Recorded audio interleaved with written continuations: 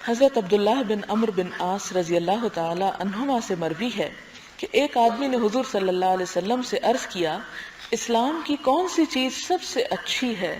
تو آپ نے فرمایا، یہ کہ تم کھانا کھلاؤ اور سلام کہو ہر شخص کو، خواہ تم اسے جانتے ہو یا نہیں جانتے۔ یعنی اسلام کی خوبصورت باتوں میں سے دو باتیں یہاں بتائی گئی، اگرچہ ساری نہیں بتائی گئی۔ سوال یہ پیدا ہوتا ہے، بعض اوقات آپ لوگ خود حدیث پڑھتے ہیں، کسی حدیث میں ملتا ہے سب سے اچھا کام یہ ہے، دوسری میں ملتا ہے سب سے اچھا کام یہ، اور آپ کہتے ہیں میں تو کنفیوز ہو گئی ہوں کہ اچھا یہ ہے یا یہ ہے، مجھے اب کون سا کرنا چاہیے۔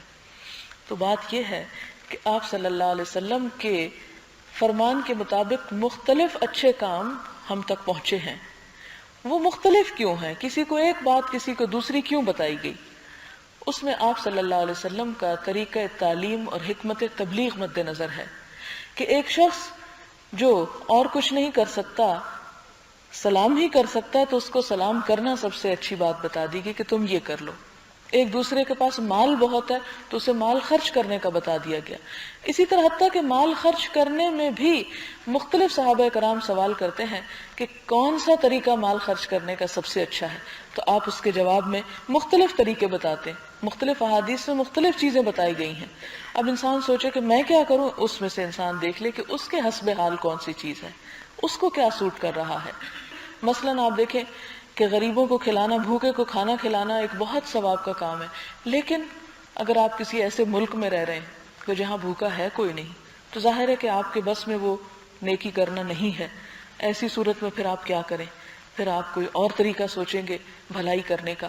تو یہ دین میں اس سے وسعت پیدا ہوئی۔ دوسری بات ہمیں یہ پتہ چلتی کہ صحابہ کرام کتنے شوقین تھے کہ ہر وقت بہتر سے بہتر اور بہترین کی تلاش میں رہتے تھے۔ مثلا صرف انہیں یہ نہیں تھا کہ اللہ تعالیٰ نے کہہ دیا کہ نماز پڑھو یا کہا کہ مال خرچ کرو تو ہم بس اٹھا کے خرچ کر دیتے ہیں جیسے، پھر پوچھتے تھے بہتر طریقہ کون سا ہے، اس سے اچھا طریقہ کون سا ہے، تاکہ صرف خرچ نہ کریں بلکہ اعلیٰ درجات کو بھی پہنچے۔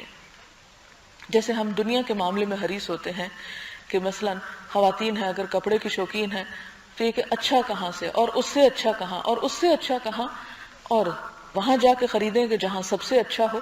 تو اسی طرح ہر چیز کے معاملے میں دنیا کے ہم بہترین کی تلاش میں رہتے ہیں، لیکن یہ ضرور سوچنا چاہیے کہ جن چیزوں کی بہترین کے لیے ہم تلاش بھی کرتے ہیں اور کوشش بھی کرتے ہیں، وہ سب کچھ تو یہی رہ جائے گا، لیکن وہ جو ساتھ جائے گا اور وہاں انسان چاہے گا کہ اس کا گھر سب سے اچھا ہو، کہ جو گھر کبھی ختم نہیں ہوگا اور جو کبھی ضائع نہیں ہوگا، تو اس معاملے میں بھی یعنی نیکی صرف یہ نہیں کہ نیکی کر لی جائے، بلکہ نیکی کرتے ہوئے بھی یہ دیکھا جائے کہ اس سے بہتر طریقہ کیا ہے نیکی کرنے کا، اور اس تک پہنچنے کی کوشش کی جائے۔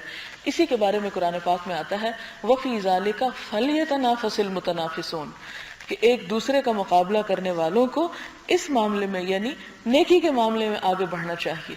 اور اسی طرح فَالسَّابِقُونَ السَّابِقُونَ، کہ آگے بڑھنے والے تو آگے بڑھنے والے ہی ہیں، یعنی قیامت کے دن ان کے درجات تو ہیں ہی بلند۔ تو یہاں پر بھی دو باتوں کا ذکر ہے کہ کھانا کھلاؤ اور ہر ایک کو سلام کرو، جس کو تم پہچانو اس کو بھی، اور جس کو نہیں پہچانتے اس کو بھی سلام کرو۔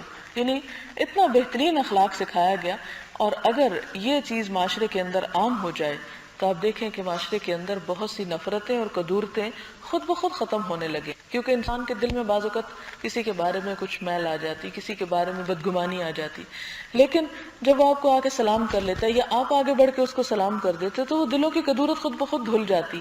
کیونکہ جب ڈسٹنس آ جاتا ہے، جب کمیونیکیشن نہیں رہتی، تو بہت سی غلط فہمیاں ہونے لگتی ہیں، اور وہ شیطان کے ڈالے ہوئے وسوسے ہوتے ہیں جن کی کوئی حقیقت نہیں ہوتی۔ تو ایسی صورت میں جب انسان ایک دوسرے کو سلام کرتا ہے، ہاتھ بڑھاتا ہے، تو اس سے دل بھی قریب آتے ہیں۔